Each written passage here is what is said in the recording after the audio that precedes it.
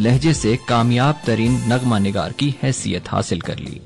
قتیل کی شہرت دنیا بھر میں پھیل گئی۔ وہ مشاعروں کے کامیاب شاعر تھے۔ انہوں نے بے شمار عالمی مشاعروں میں شرکت کی۔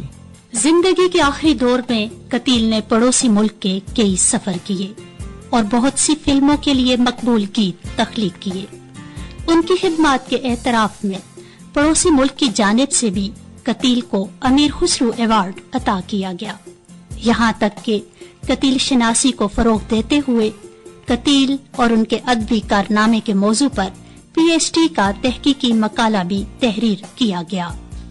پاکستان اور پڑوسی ملک کی یونیورسٹیوں میں قتیل شفائی کے کلام کو بطور نصاب شامل کیا گیا۔ ان کے کلام کو دنیا کی کئی زبانوں میں ترجمہ کیا گیا۔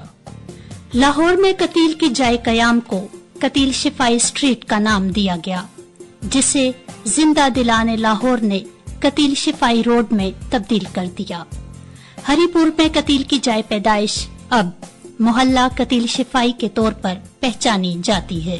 1970 میں قتیل نے اپنی مادری زبان ہندکو میں قصہ خوانی کے نام سے فلم پر کام کا آغاز کیا، جو 1980 میں منظر عام پر لائی گئی۔ یہ ہندکو زبان میں بننے والی پہلی فلم تھی۔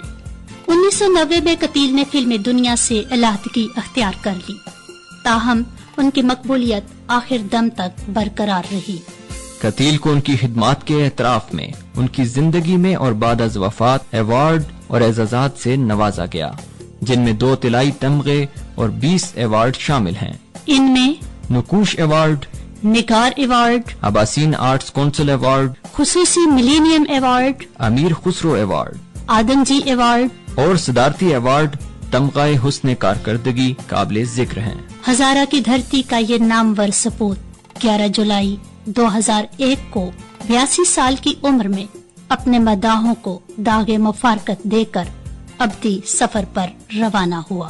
نامبر اپنا ہواؤں کو بنانے والے اب نہ آئیں گے پلٹ کر کبھی جانے والے۔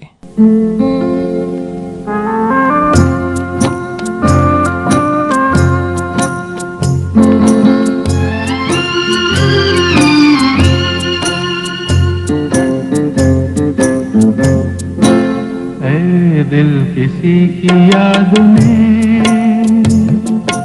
ہوتا ہے بے قرار